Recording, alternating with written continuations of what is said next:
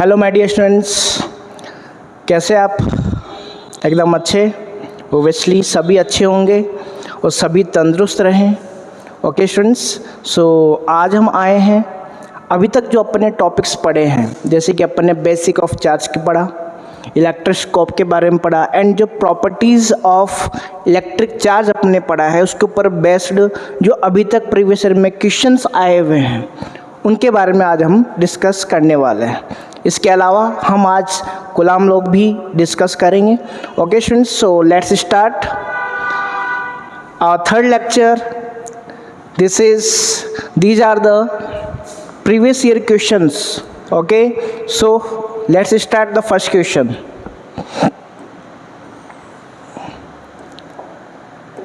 Students, आपका जो पहला क्वेश्चन है वो आपके 2012 में आया था। ओबियसली पुराना है बट क्वेश्चंस ओबियसली रिपीट होते हैं, तो ये इंपॉर्टेंट है। What happens when a charged conductor touches a neutral conductor? अगर एक चार्ज्ड कंडक्टर को आप न्यूट्रल कंडक्टर से टच करते हो तो क्या होता है? तो इसके लिए अपन यहाँ पे एक एग्जांपल ले लेते हैं। Suppose this is charged conductor and this is the positive charge on this sphere. Okay, and अपन ने यहाँ पर एक दूसरा कंडक्टर लिया है। ये जो कंडक्टर ये आपका अनचार्ज्ड है। जैसे ही आप इसको इसके टच करोगे, ओके, तो क्या होने वाला है बताओ?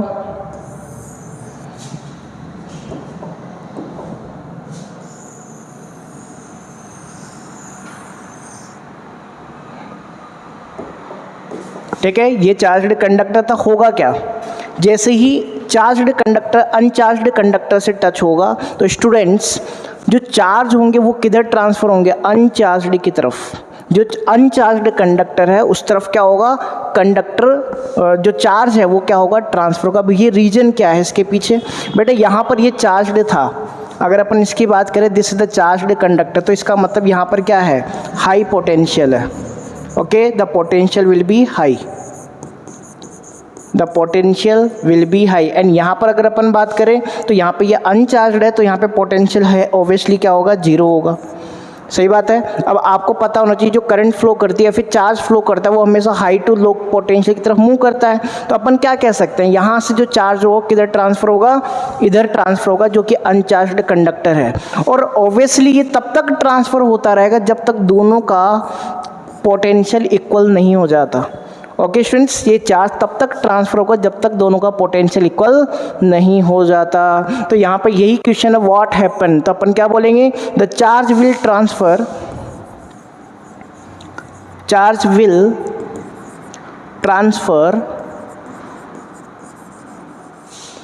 Till that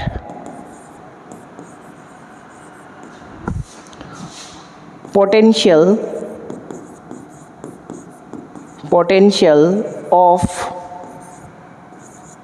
both conductor becomes equal. Okay, जब तक इनका पोटेंशियल इक्वल नहीं होगा तब तक ये चार्ज ट्रांसफ़र होता रहेगा। दूसरी बात ये भी यहाँ पर पॉसिबल है कि अगर ये दोनों कंडक्टर आइडेंटिकल है तो यहाँ पे जो चार्ज होगा वो इक्वली डिस्ट्रीब्यूट होगा। अगर आइडेंटिकल नहीं है तो चार्ज इक्वली डिस्ट्रीब्यूट नहीं होगा, केवल ये पोटेंशियल को मेंटेन करके रखेगा, पोटेंशियल को इक्वल करके रखेगा। Okay students, so this is the question and this is the answer. Okay, now next question is two identical metallic sphere A and B carry charges +6 microcoulomb and -2 microcoulomb। तो सबसे पहले दो अपन metallic sphere ले लेते हैं। Suppose this is the first metallic sphere, इसके ऊपर जो चार्ज है, ये जो चार्ज है ये कितना है? This is the +6, suppose this is the +6 okay microcoulomb. और एक दूसरा जो अपने पास मेटेलिक स्फीयर है वो कितने का है बताओ? -2 माइक्रोकुलम। They are brought in contact. अब इन दोनों को अपन कॉन्टैक्ट में लेके आएंगे। ये अपने पास दूसरा स्फीयर है, इसके ऊपर नेगेटिव चार्ज है और ये कितना है अपने पास? -2 माइक्रोकुलम। जैसे आप इन दोनों को कॉन्टैक्ट में लाओगे, ओके स्टूडेंट, तो ऑब्वियसली चार्ज का क्या होगा? ट्रांसफ़र होगा। और ये चार्ज अपने पास इस तरीके से ट्रांसफर, जैसे आप इसको टच करोगे ये इस तरीके से मेंटेन होगा कि दोनों स्फीयर का पोटेंशियल क्या बन जाए? इक्वल बन जाए। तो यहाँ पर अपने पास ये चार्ज क्या रहेगा? मेंटेन होगा, और मेंटेन होकर क्या बन जाएगा?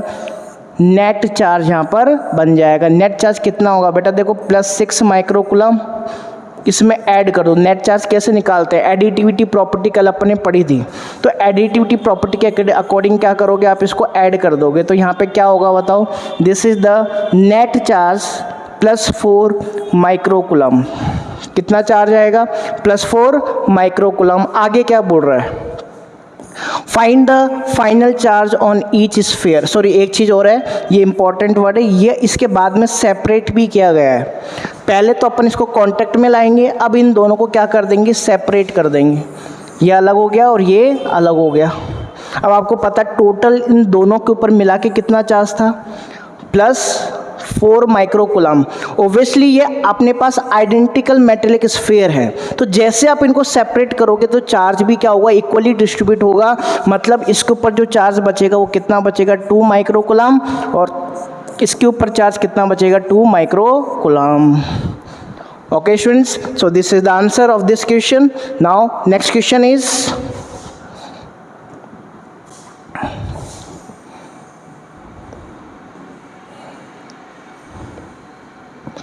बेटा आपका जो नेक्स्ट क्वेश्चन है वो है ICSE के अंदर ये आया हुआ है 2016 में। Define the charging by conduction. तो देखो बेटा ये अपन समझ चुके हैं कंडक्शन से अपन चार्जिंग कैसे करते हैं।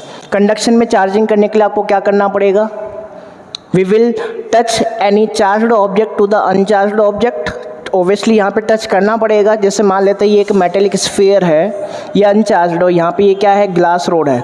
अगर आप इस ग्लास रोड को इसके क्या कर दोगे, कांटेक्ट में लेके आओगे, तो ये चार्ज क्या हो जाएगा बताओ, ट्रांसफ़र हो जाएगा, और ये क्या हो जाएगा, कंडक्शन हो जाएगा। मतलब कंडक्शन से अपन इसके ऊपर क्या लेके आ रहे हैं, चार्ज लेके आ रहे हैं। तो ओब्वियसली यहाँ से पॉजिटिव चार्ज किधर ट्रांसफ़र होगा, इसकी तरफ ट्रांसफ़र होता जाएगा। ओके, तो यही अपने पास क्या है, conduction by charging, sorry charging by conduction. तो बेटा इसकी डेफिनेशन आप क्या बोल सकते हो, अपन डेफिनेशन इस तरीके से इसको बोलेंगे, when a uncharged object will come in contact with the charged object, then the charges will transfer to the uncharged object. Okay, this is called charging by conduction. Obviously I hope आपको ये चीज़ समझ में आ गई होगी। Okay, now next question is, a charged body is touched to neutral conductor. एक charged object को neutral से क्या किया, टच किया। पूरा explain why the neutral conductor becomes charged. तो ये क्यों चार्ज होता है, तो देखो ये अपने पास क्या एक चार्ज्ड ऑब्जेक्ट था, ओके, और ये क्या है, एक अनचार्ज्ड ऑब्जेक्ट है।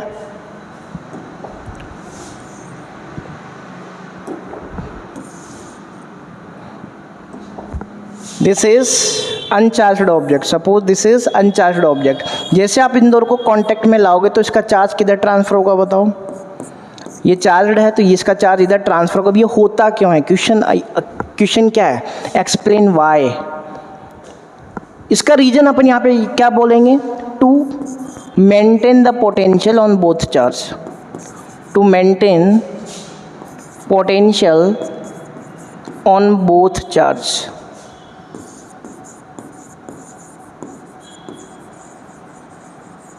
On both charge, on both charged objects, on both objects।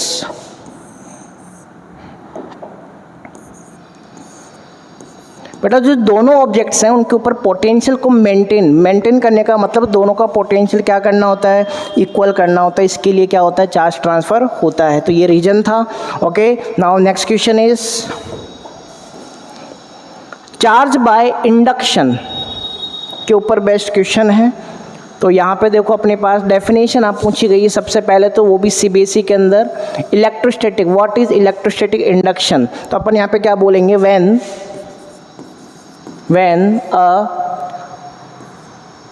an uncharged object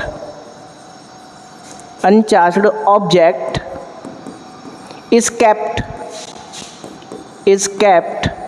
near to charged object,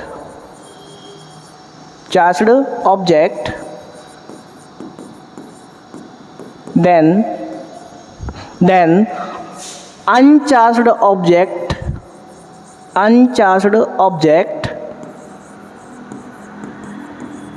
will be charged.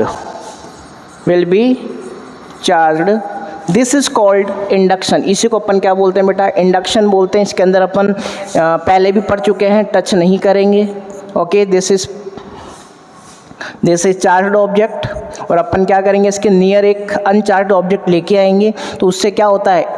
Induction होता है. ओके, या फिर पोलराइजेशन बोल सकते हैं. इसका जो नेगेटिव चार्ज होगा वो तो यहाँ पर इकट्ठा हो जाएगा, और पॉजिटिव चार्ज कहाँ इकट्ठा हो जाएगा? Away from this metallic sphere. Okay, फिर इसको अगर अपन ग्राउंडेड करेंगे तो यहाँ पे क्या आ जाएगा अपने पास? ओनली अगर ग्राउंडेड करोगे तो पॉजिटिव चार्ज तो क्या होगा? ग्राउंड के अंदर चला जाएगा, और यहाँ पे केवल क्या रह जाएगा? नेगेटिव चार्ज रह जाएगा. Okay, so now next question जो कि आपके आईसीएसई के अंदर आया हुआ है, explain charging by the induction in steps. तो बेटा ये अपन ने पूरे वीडियो के अंदर प्रॉपरली देखा हुआ है, तो आप इससे पहले वाला जो लेक्चर है, सेकेंड लेक्चर, उसके अंदर इस टॉपिक को देख सकते हैं. Okay students, now next question is Next question is, what type of charge is induced on the near side of the conductor when negatively charged rod is brought close to it? देखो अपने पास एक charged conductor है, ये अपने पास एक object है. अगर आप इसके पास में क्या करते हो? नेगेटिवली चार्ज्ड रोड को लेके आते हो. कौन सी रोड है ये? Negatively charged road. Okay students, तो ये नेगेटिवली जो चार्ज्ड रोड है, अगर इसके पास में आप लाते हो तो इंडक्शन के कारण, पोलराइजेशन के कारण क्या होगा? यहाँ पर आएगा पॉजिटिव चार्ज. क्या आ जाएगा बेटा? पॉजिटिव. यहाँ पे क्या आ जाएगा? नेगेटिव चार्ज आ जाएगा. ओके, तो यहाँ पे यही आंसर होएगा क्या? किस टाइप का चार्ज क्या बोल रहा है? What type of charge is induced on the near side of the conductor when the negatively charged rod is kept या is brought close to it. तो इसके पास में किस टाइप का चार्ज आएगा बेटा? पॉजिटिव चार्ज आएगा. ओके, तो यहाँ पे अपन क्या बोल देंगे? Positive charge.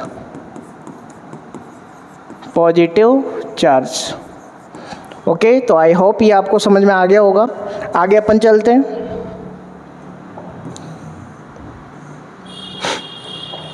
अब यहाँ पे बोला गया है, Why is earthing necessary in the during the induction? Induction के टाइम पे अर्थिंग अपन क्यों यूज़ करते हैं? तो बेटा देखो, अर्थिंग का काम क्या होता है? अर्थिंग का काम होता है to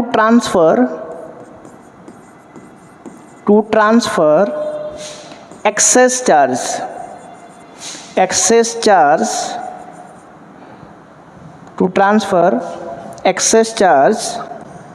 to the ground. Excess charge to ground. Excess charge को ये कहाँ लेके जाता है? ग्राउंड के अंदर लेके जाता है.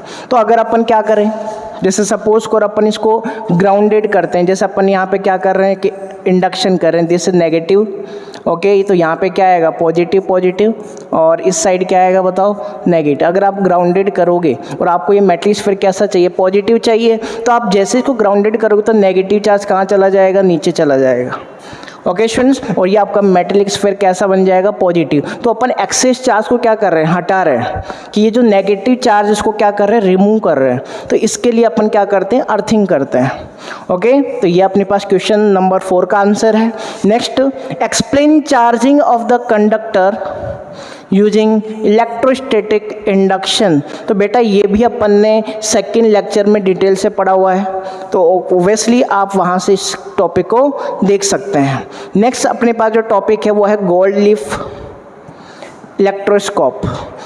इलेक्ट्रोस्कोप के ऊपर बेस्ड क्वेश्चन क्या क्या हैं वो अपन देख लेते हैं. What is the gold leaf electroscope? तो बेटा गोल्ड लीफ इलेक्ट्रोस्कोप क्या है? This is a device which is used to identify the presence of charge and इसके अलावा नेचर ऑफ चार्ज. ओके, क्या काम करता है ये? टू आइडेंटिफाई, क्या बोल सकते हैं? The device which is used to identify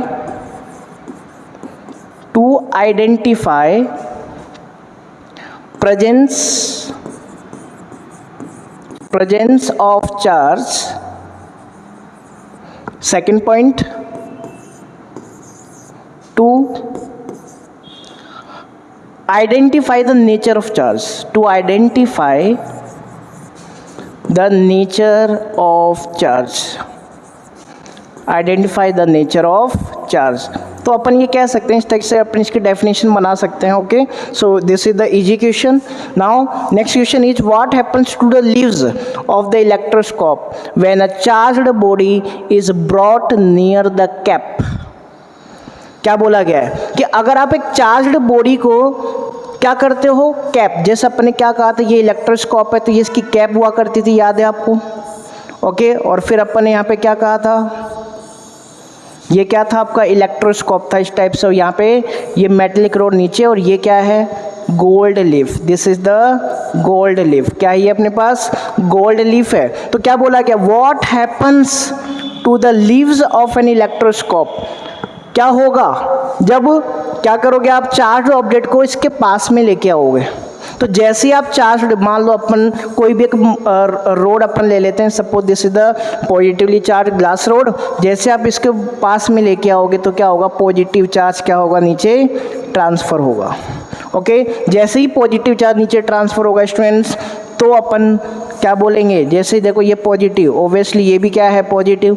तो आपको पता है जो गोल्ड लीफ होती है, दोनों अगर पॉजिटिवली चार्ज्ड है तो क्या करेंगे, रेपल करेंगे। रेपल करेंगे तो क्या होगा, डाइवर्जेंस, इनका एंगल बढ़ेगा बीच का। तो अपन यहाँ पे क्या बोलेंगे, the gold leaf, the gold leaf, the gold leaf, the gold leaf will diverse, the gold leaves will diverse, will diverse. Okay students, so now next question is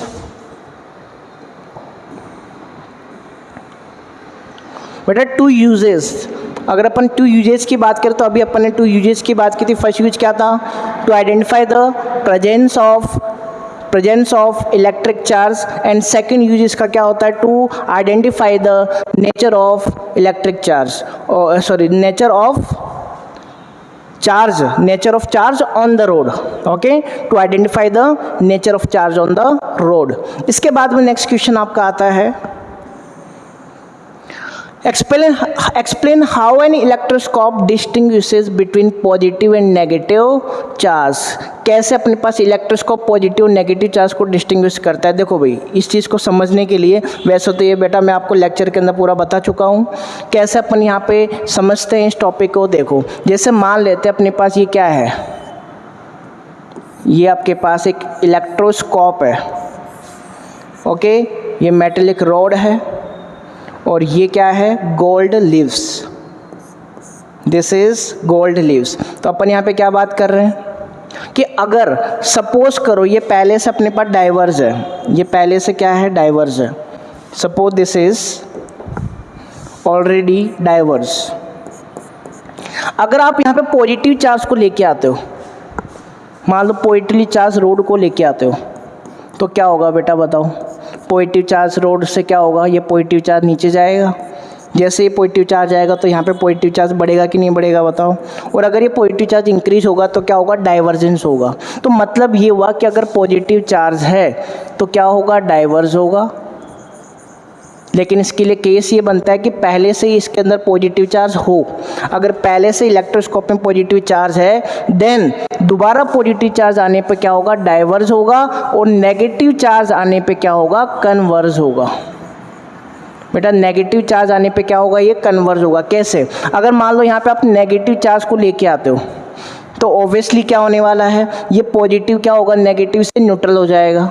okay, तो value क्या होगी, यहाँ पे चार्ज की decrease हो जाएगी, और value अगर डिक्रीज होगी तो ये क्या आने लगेंगी, पास पास, रिपल्सन कम होगा, और ये आपकी जो गोल्ड लीव्स है वो क्या होंगी, पास पास आने लगेंगी। तो इसी को अपन क्या बोलते हैं, क्या बोल सकते हैं, डिस्टिंग्विश बोल सकते हैं, या डिफरेंस बोल सकते हैं, कि जब भी इलेक्ट्रोस्कोप पे पॉजिटिव चार्ज आएगा तो क्या होगा, और नेगेटिव चार्ज आएगा तो क्या होगा।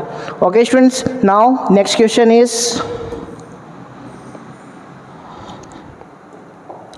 2022 में क्वेश्चन आया हुआ है, why are the leaves of the electroscope made of gold foil. तो बेटा ये गोल्ड फॉइल की ही क्यों बनी होती है? तो इसका रीजन ये होता है, देखो पहला रीजन क्या होता है कि जो गोल्ड लीफ होती है, गोल्ड फॉइल होती है, gold foil is good conductor, is good conductivity, has good conductivity. क्या बोलेंगे अपन? Gold foil has good conductivity. पहली बात उसकी कंडक्टिविटी क्या होती है? अच्छी होती है। Okay, and the second point is, अगर अपन बात करें गोल्ड फॉइल की तो ये क्या होती है? सॉफ्ट भी होती है कि नहीं? तो इजीली क्या होती है? डाइवर्स हो जाएगी, और इजीली क्या हो जाएगी? कन्वर्ज हो जाएगी। तो स्टूडेंट्स क्या बोलेंगे अपन? Gold foil is soft in nature, so it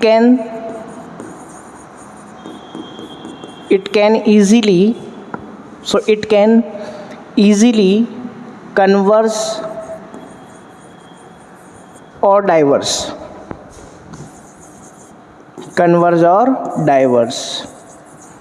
okay students, तो ये इसका क्या हो जाएगा? Answer. Now next question is,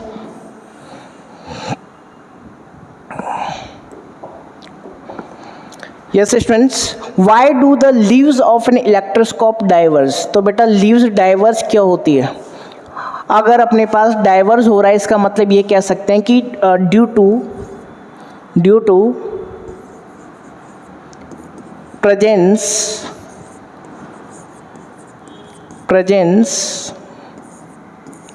of same charge near the electroscope. अगर इलेक्ट्रोस्कोप के पास सेम चार्ज है, मान लो जैसे अपन ने कहा पहले से उसके अंदर पॉजिटिव चार्ज है, गोल्ड लीफ पहले से क्या हो चुकी है? डाइवर्ज हो चुकी है। अगर आप और पॉजिटिव चार्ज लेके आओगे तो और डाइवर्ज होगा, मतलब सेम चार्ज अगर आता है तो डाइवर्जेंस होता है। Okay, near the electroscope. वो लोग कर सकते हैं क्या? बताओ, कर सकते हैं? Due to presence of same charge near the electroscope, तब क्या होगा? डाइवर्जेंस होगा। Next question is, why does a charged rod loss charge in the humid weather. तो बेटा यहाँ पे अपने पास ह्यूमिड वेदर होने से क्या होता है वो देखो। ह्यूमिड वेदर का कैसा होता है बेटा? जैसे मान लेते हैं ये ग्लास रोड है आपके पास, ये चार्ज्ड है, suppose this is charged road. Okay, अगर आसपास का नेचर कैसा है? अगर देखो नॉर्मल एयर तो ठीक है, लेकिन अगर ह्यूमिड एटमॉस्फेयर है तो ह्यूमिड एटमॉस्फेयर का काम होता है क्या? चार्ज को खींचना। क्यों खींचेगा? क्योंकि जो ह्यूमिड एटमॉस्फेयर होता है, ह्यूमिड एटमॉस्फेयर कंडक्टिंग होता है। कैसा होता है? Conducting. Okay, conducting in nature, याद रखना, humid atmosphere is conducting in nature. तो चार्ज क्या करने लगेगा? फ्लो करने लगेगा, क्योंकि ह्यूमिड एटमॉस्फेयर में वाटर भी होता है। ओके स्टूडेंट्स, तो यहाँ पे अपने पास ये आसपास का एटमॉस्फेयर कैसा बन चुका है? कंडक्टिंग बन चुका है। अगर ये कंडक्टिंग है तो ये जो चार्ज होगा वो क्या होगा? ट्रांसफ़र होने लगेगा, और अगर चार्ज ट्रांसफ़र होने लगेगा तो क्या होगा बेटा? ये पॉजिटिव चार्ज यहाँ से क्या होगा? बाहर निकलने लग जाएगा। ओके, और यहाँ पे चार्ज क्या हो जाएगा? डिक्रीज। तो इसको बोलते हैं चार्ज लीकेज। क्या बोलते हैं? Charge leakage. ओके, तो यहाँ पे जो ग्लास रोड है इसका चार्ज क्या हो जाएगा? डिक्रीज हो जाएगा। So this is the reason of this question. Okay students, humid weather क्या करता है? चार्ज को डिक्रीज करता है। किसके ऊपर? रोड के ऊपर या किसी भी ऑब्जेक्ट के ऊपर। Okay, now next question is, why are the electroscope enclosed in the glass. बेटा ये जब मैंने टॉपिक आपको बताया तो मैंने आपको बताया था कि इसको ग्लास केस के अंदर रखा जाता है। तो उसके पीछे रीजन क्या है? वो अपन देखते हैं। जैसे मान लीजिए अपन ने कहा ये इलेक्ट्रोस्कोप है, ओके,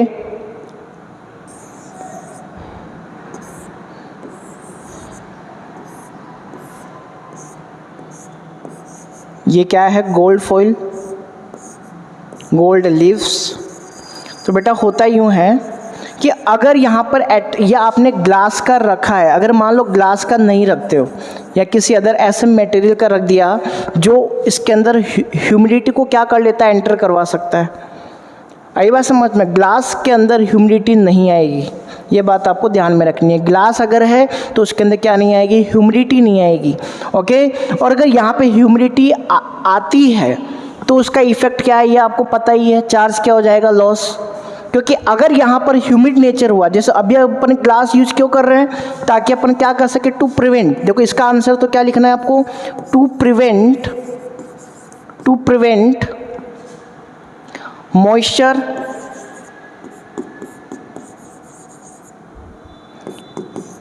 इनसाइड द इलेक्ट्रोस्कोप।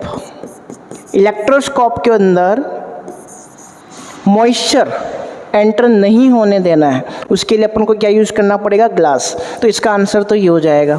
अब मैं यहाँ पे आपको ये बता रहा हूँ कि अगर बाई चांस इसमें ह्यूमिडिटी आ गई, मान लो ह्यूमिडिटी एंटर कर गई, आपने इसको ग्लास का नहीं रखा, तो इसके अंदर क्या आएगी बताओ, ह्यूमिडिटी आएगी। और ह्यूमिडिटी होने से क्या होगा वो आपको मैंने अभी जस्ट बताया, क्योंकि ह्यूमिड एटमॉस्फेयर क्या सा होता है, कंडक्टिंग होता है। अगर इसके आसपास का एटमॉस्फेयर अगर कंडक्टिंग हो जाएगा तो जैसे ही इस रोड के ऊपर ये जो आपकी गोल्ड लीव्स है, अगर मान लो यहाँ पर कोई चार्ज आता है तो वो चार्ज क्या होगा, बाहर निकलने लग जाएगा, और बाहर निकलने लग जाएगा तो क्या होगा, ये कन्वर्ज होगा।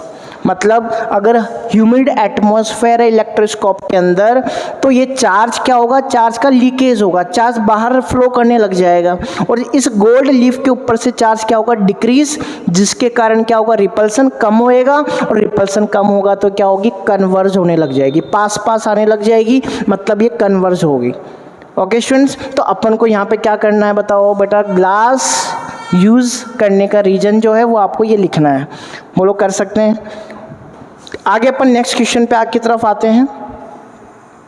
बेटा जो नेक्स्ट क्वेश्चन है वो भी बहुत ही इंपॉर्टेंट है। क्या क्वेश्चन है देखो, when the X rays are passed in the jar, अगर इलेक्ट्रोस्कोप के जार के अंदर आप एक्स रे को पास करते हो तो गोल्ड जो लीव्स हैं उसके ऊपर क्या इफेक्ट आएगा। पहला ऑप्शन है डाइवर्ज होगा, मोर कन्वर्ज होगा, no change and data insufficient. तो बेटा इसका जो कॉन्सेप्ट है वो ये है कि जैसे मान लीजिए अपन यहाँ पे बात करते हैं कि ये क्या है,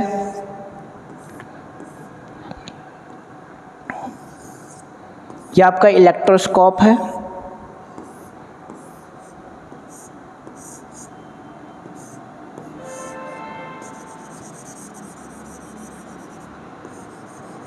okay, this is electroscope. Okay, तो अपन ने क्या कहा कि अगर यहाँ पे इसके ऊपर अपन ने क्या कर दी, एक्सरे पास कर दी, तो एक्सरे पास कर दूँ। आपको पता होना चाहिए जो एक्सरे होती है वो क्या होती है, हाईली एनर्जेटिक रे होती है, हाईली एनर्जेटिक रे होती है, क्या पता होगा। अगर हाईली एनर्जेटिक रे तो मतलब गोल्ड फॉइल का, अगर मान लेते हैं यहाँ पे आपने पहले से रोड रखी हुई है, सपोज करो यहाँ पे आपने रोड रखी, उसका चार्ज पॉजिटिव था, है ना, कोई भी एक बार चार्ज अपन यहाँ पे शो कर देते हैं, तो ये पॉजिटिव चार्ज कहाँ आएगा, गोल्ड लीफ के ऊपर आएगा। आएगा कि नहीं आएगा बताओ, सही एकदम बात। इसके ऊपर क्या आ गया बताओ, पॉजिटिव चार्ज आ गया।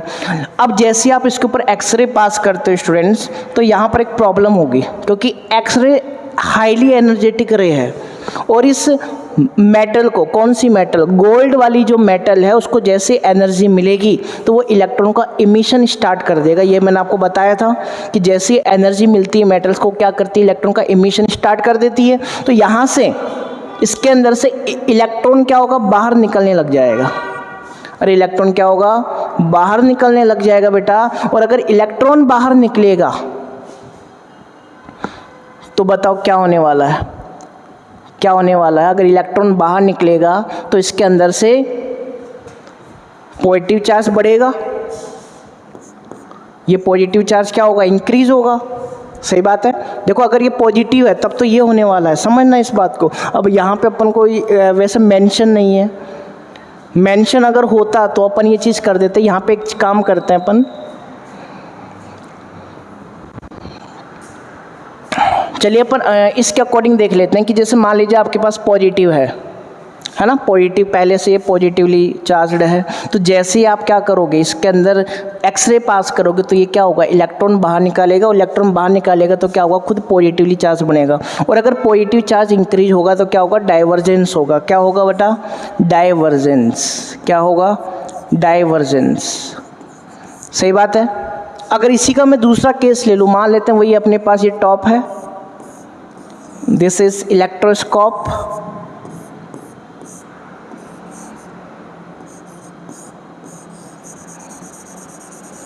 This is electroscope. अब मान लीजिए आप यहाँ पे नेगेटिव चार्ज लेके आ रहे हो, ये नेगेटिव चार्ज था तो यहाँ पे क्या आ गया बताओ, नेगेटिव चार्ज। ये नेगेटिव चार्ज यहाँ पर आ गया। अब यहाँ पे अगर आप एक्सरे पास करते हो तो आपको पता है क्या होगा, ये मेटल जो गोल्ड है वो क्या करेगी, इलेक्ट्रॉन को बाहर निकालेगी। और अगर ये इलेक्ट्रॉन को बाहर निकालेगी तो क्या होगा बताओ, इसके ऊपर पॉजिटिव चार्ज आने लगेगा। कौन सा चार्ज आने लगेगा, पॉजिटिव। अब आपको पता है ये पॉजिटिव और ये नेगेटिव चार्ज एक दूसरे को क्या करने लगेंगे, रेपल। जैसे मान लेते हैं अपन ये पॉजिटिव चार्ज आ गया तो ये दोनों चार्ज क्या हो जाएंगे, न्यूट्रल। ऐसे ये दोनों चार्ज क्या हो जाएंगे, न्यूट्रल हो जाएंगे। और यहाँ पर जैसे ही चार्ज की अमाउंट कम होगी, भाई ये दोनों तो न्यूट्रल हो गए, बचे क्या, नेगेटिव चार्ज कम रहे ना अब। और अगर चार्ज कम होगा तो रिपल्सन क्या होगा, कम होता जाएगा। और रिपल्सन कम होगा तो ये क्या होगी, कन्वर्स होती जाएगी। क्या होती जाएगी बेटा, कन्वर्स। क्या होती जाएगी, कन्वर्स होती जाएगी। तो यहाँ पे दो केस बनते हैं। अब यहाँ पे ऑब्वियसली मेंशन नहीं है। अगर अपन ये वाला केस अपन ले रहे हैं कि जैसे मान लीजिए आपके पास गोल्ड लिस्ट पहले से क्या है, ऑलरेडी नेगेटिव, ऑलरेडी नेगेटिव है। अगर आपके पास गोल्ड लिस्ट ऑलरेडी नेगेटिव है और फिर इसके ऊपर एक्सरे पास की तो यहाँ पर अपने पास क्या होगा, कन्वर्स होगा। तो यहाँ पे ये वाला ऑप्शन क्या होगा आपका, राइट होगा। कन्वर्स मोर मतलब और ज़्यादा क्या हो जाएगी, वो कन्वर्स हो जाएगी। बोलो आ गई बात समझ में। तो इसका ये लॉजिक है। नेक्स्ट क्वेश्चन पे अपन आते हैं। तो बेटा नेक्स्ट क्वेश्चन जो है वो क्या है वो देखते हैं अपन। Why does a charged glass rod attract pieces of paper. This is a very important question कि जो ग्लास रोड है क्यों अपने पास पेपर के पीस को अट्रैक्ट करता है, उसका रीजन क्या है। तो बेटा इसके पीछे जो रीजन है वो मैं आपको यहाँ पे बता रहा हूँ। जैसे मान लेते हैं अपने पास एक ग्लास रोड है, ये क्या है, positively charged, this is the positively charged glass road. और यहाँ पे अपन ने क्या कहा कि कुछ पीसेज है, मान लेते हैं दीज आर द पीसेज। काय के पीसेज है बताइए, ये ओब्वियसली पेपर है ना। पेपर क्या होता है, न्यूट्रल होता है। पेपर क्या होता है, न्यूट्रल। और यहाँ पे आप वैसे अभी ये टॉपिक अपने पढ़ा नहीं है, इसको डाइलेक्ट्रिक भी बोलते हैं। क्या बोलते हैं बेटा, डाइलेक्ट्रिक। अभी एक दो दिन में ये भी अपने पास कवर हो जाएगा टॉपिक। क्या बोलते हैं इसको अपन, डाइलेक्ट्रिक। तो अभी अपन सिंपल लैंग्वेज में इसको समझते हैं कि जैसे मान लीजिए कि जैसे आप ग्लास रोड को इस पीस ऑफ पेपर के पास में लाते हो तो उस कंडीशन में क्या होता है, ये पोलराइज होता है। ये क्या होंगे बताओ, पोलराइज। कैसे पोलराइज होते हैं, इनका जो नेगेटिव चार्ज होगा वो तो ऊपर की तरफ आने लगेगा और पॉजिटिव चार्ज नीचे की तरफ। ये नेगेटिव चार्ज ऊपर, ये पॉजिटिव चार्ज नीचे। क्या इस तरीके से आने लगेगा, ओके। अब आपको पता है ये पॉजिटिव नेगेटिव दूसरों क्या करने लगेंगे, अट्रैक्ट करने लगेंगे। देख भाई जो आपका पेपर है उसके अंदर इसका मतलब ये नहीं है अगर वो न्यूट्रल है, इसका मतलब ये नहीं है कि चार्ज ही नहीं है। भाई जितने पॉजिटिव उतने नेगेटिव चार्ज है, तो नेगेटिव चार्ज क्या होगा, पॉजिटिव से अट्रैक्ट होने लगेगा। तो ये क्या होगा, ऊपर की तरफ उठने लगेगा। तो ये इससे क्या होगा, चिपक जाएगा। आ रही बात समझ में। तो ये क्या है अपने पास, the paper is a dielectric. When a charged rod is brought to it the atoms of the paper are polarised. Paper के जो एटम्स है वो क्या हो जाएंगे, पोलराइज्ड।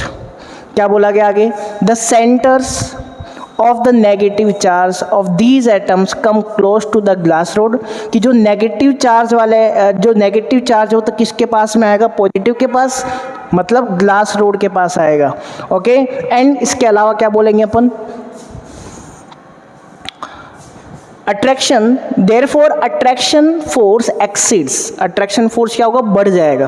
देखो ये एक चीज़ याद रखना, हमेशा अट्रैक्टिव फोर्स रिपल्सिव फोर्स से स्ट्रॉन्ग होता है, ये बात ध्यान रखना।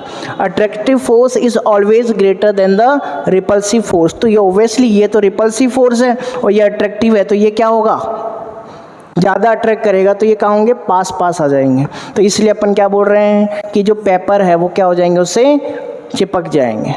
ओके स्टूडेंट्स, इसके आगे अपने पास और भी क्वेश्चंस है, बट ये जो क्वेश्चंस है वो कूलाम लॉ के ऊपर बेस्ड है, तो इससे पहले अपन क्या पढ़ेंगे, कूलाम लॉ पढ़ेंगे। ओके स्टूडेंट्स, तो आज के लिए इतना ही, बाकी मिलते हैं अपन नेक्स्ट टॉपिक के अंदर। नेक्स्ट टॉपिक आपके पास है coulomb law. Okay students, thank you.